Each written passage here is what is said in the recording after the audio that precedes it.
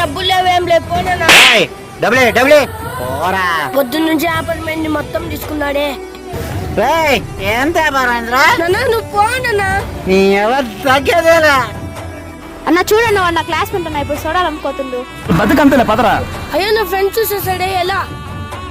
నేను చదువుకుంటే బాగుండు. బాబు సోడా ఇవా. సరే అన్న. నువ్వేంట్రా పని చేస్తున్నావు? స్కూల్కి వెళ్ళవరా నువ్వు?